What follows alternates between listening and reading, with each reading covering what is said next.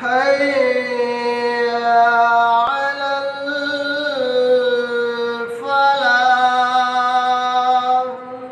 الحمد لله رب العالمين والصلاة والسلام على رسوله الكريم وعلى آله وصحبه أجمعين أما بعد. أعوذ بالله من الشيطان الرجيم. بسم الله الرحمن الرحيم. فإذا جاءت الصاخة يوم يفر المرء من أخيه وأمه وأبيه وصاحبته وبنيه لكل امرئ منهم يومئذ شأن يغني. محترم سامعین، آج کے درس میں آپ کے سامنے کل 4 آیتیں پیش کی گئی ہیں. ان چاروں آیتوں میں اللہ تعالیٰ نے قیامت کے دن کی اللہ نے منظر کشی کو اللہ نے بیان کیا. قیامت کا دن کیسا ہولناک دن ہوگا، اللہ تعالیٰ نے اس ہولناکی کو بیان کرتے ہوئے فرمایا فَإِذَا جَاءَتِ الصَّاخَةُ، پس جب کانوں کو بہرا کر دینے والی قیامت آئے گی. مطلب یہ ہے کہ قیامت کے کئی نام اللہ تعالیٰ نے قرآن مجید میں بیان کیے ہیں.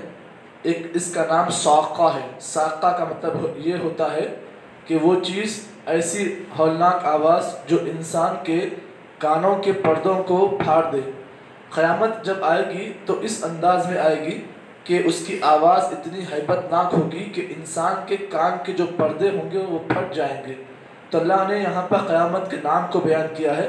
قیامت کا ایک نام قیامت بھی ہے اور اس کا ایک اور نام صاخہ ہے. فَإِذَا جَاءَتِ الصَّاخَةُ، پس جب کانوں کو بہرا کر دینے والی قیامت آئے گی. اللہ نے آگے کی آیتوں میں اس قیامت کے دن کے منظر کو بیان کیا ہے. اللہ نے فرمایا یوم یفر المرء من اخیہ، اس دن آدمی اپنے بھائی سے دور بھاگے گا.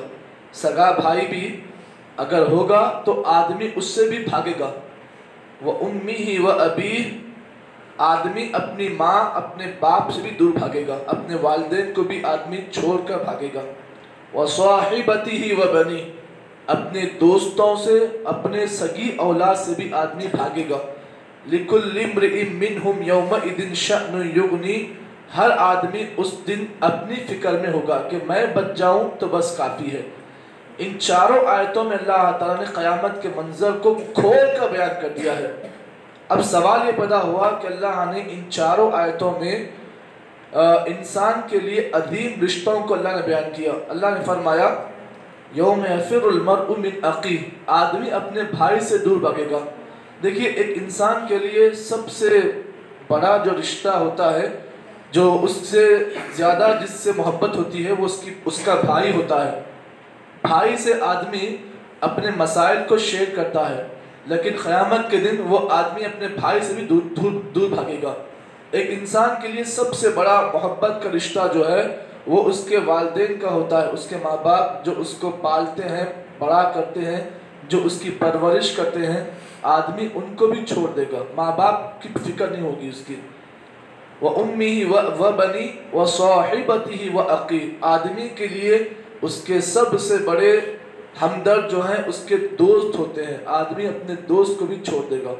آدمی کے لیے سب سے بڑا سہارا، جسے بڑھاپے کی لاٹھی کہتے ہیں، جسے اولاد کہتے ہیں، آدمی اپنی اولاد کو بھی چھوڑ دے گا. یقین مانیے یہ ایک ایسا منظر ہوگا. اللہ رب العالمین نے سورہ حج کی پہلی آیت میں فرمایا إِنَّ زَلْزَلَةَ السَّاعَةِ شَيْءٌ عَظِيمٌ يَوْمَ تَرَوْنَهَا تَذْهَلُ كُلُّ مُرْضِعَةٍ عَمَّا أَرْضَعَتْ وَتَدَعُ كُلَّ ذَاتِ حَمْلٍ حَمْلَهَا. ایک ایسا منظر ہوگا کہ تمام لوگ مدہوش ہوں گے. قیامت کے دن ایسے مدہوش ہوں گے کہ دودھ پلانے والی عورتیں اپنے دودھ پیتے بچوں کو بھی چھوڑ دیں گی. وَتَدَعُ كُلَّ ذَاتِ حَمْلٍ حَمْلَهَا، حاملہ عورتیں اپنے حمل کو بھی گرا دیں گی. یہ اتنا خطرناک منظر ہوگا.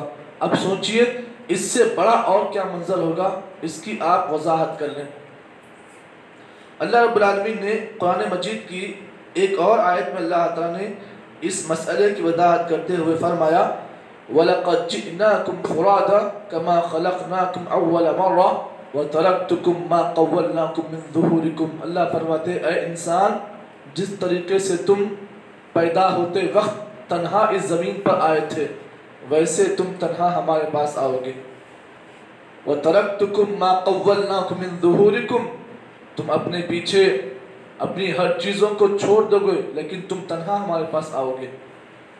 یہ ایک بہت ہی خطرناک منظر ہوگا. اللہ تعالیٰ نے قرآن مجید کی دیگر آیتوں میں اللہ تعالیٰ نے اس مسئلے کی وضاحت کرتے ہوئے اللہ تعالیٰ نے دوسری آیت میں اس بات کو بیان کیا، یوم یود المجرم لو یفتدی من عذاب یومئذ ببنی، اللہ نے فرمایا مجرم آدمی جو ہوگا، گنہگار آدمی وہ ہوگا، یود المجرم لو یفتدی من عذاب یومئذ ببنی، آدمی قیامت کے دن یہ کہے گا کہ اللہ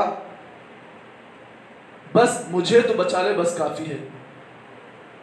وہ اپنے گھر والوں کا بھی سودا کر لے گا، لیکن بس وہ کہے گا کہ دنیا بھر کے لوگوں کو اللہ تو پکڑ لے، بس مجھے تو چھوڑ دے۔ اس کی واضح طور پر اللہ کے نبی نے منظر کسی ایسی بیان کی کہ آدمی کل قیامت کے دن سب سے پہلے اپنے ماں کے پاس آئے گا۔ اب کہتے ہیں کہ ماں سب سے بڑا رشتہ ہوتا ہے، اولاد کی تکلیف کو ماں دیکھ نہیں سکتی ہے، اولاد کی تکلیف کے لیے ماں تڑپ جاتی ہے اولاد کو تکلیف میں دیکھ کر۔ ماں کا رشتہ بڑا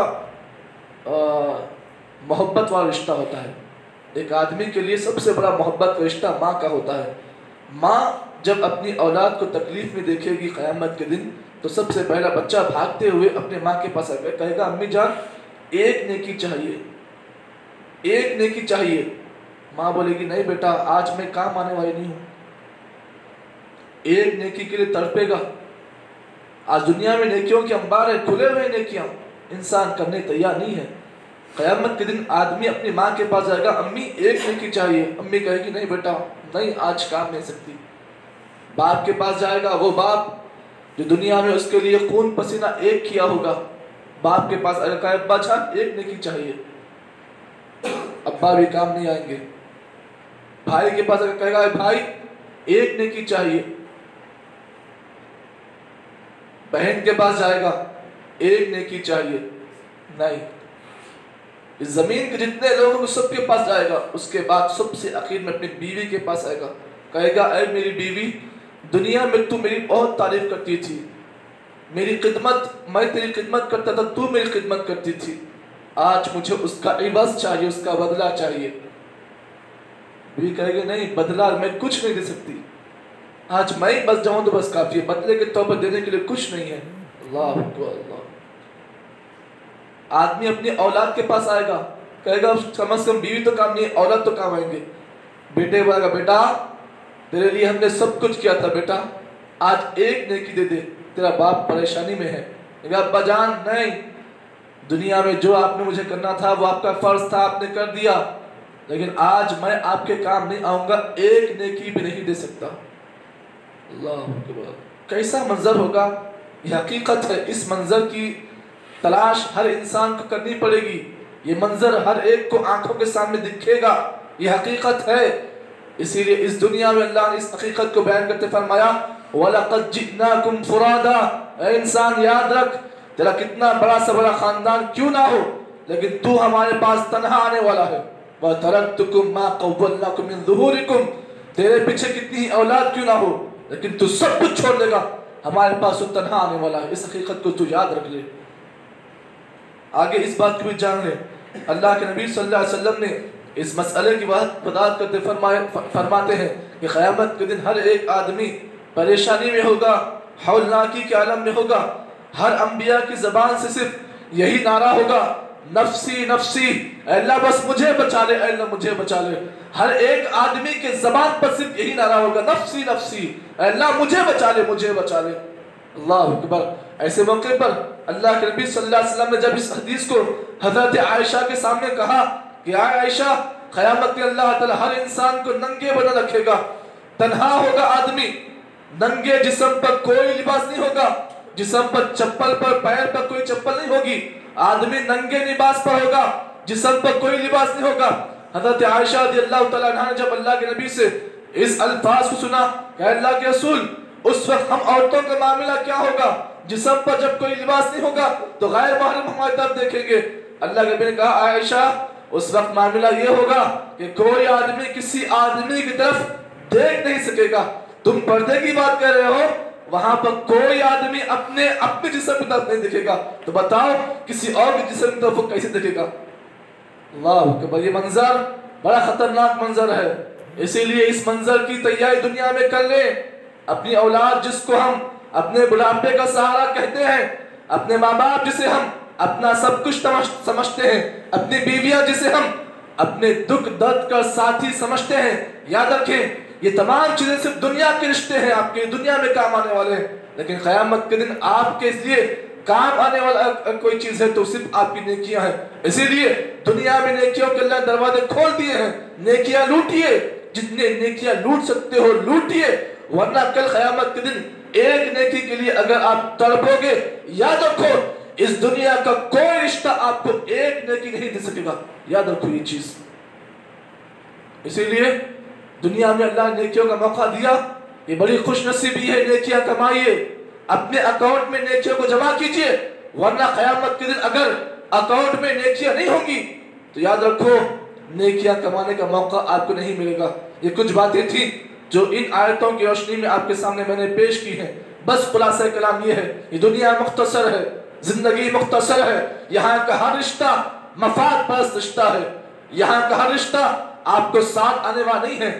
اس دنیا میں ایک مسافر کا زندگی بسر کیجئے، مسافر جس کا کوئی رشتہ نہیں ہوتا ہے، بس وہ تنہا ہوتا ہے، اس سے تنہا زندگی گزارنا ہے، اور اپنے رشتے کے لیے سب سے بہترین رشتہ آپ کی نیکیاں ہیں۔ اللہ سے میں بس یہی دعا کرتا ہوں کہ اللہ تعالیٰ مجھ کو اور آپ کو جتنی باتیں بتانے کا موقع ملا، اللہ تعالیٰ ہم تمام کو ان باتوں کے مطابق عمل کرنے کی توفیق اللہ تعالیٰ عطا کرے۔ اس دنیا میں اللہ تعالیٰ ہم تمام کو نیکیوں کو سمجھ کر نیکیاں کمانے کی اللہ تعالیٰ توفیق عطا کرے۔ سبحان اللہ بحمدہ، سبحانک اللہم وبحمدک، نشہد ان لا الہ الا انت، نستغفرک ونتوب الیک۔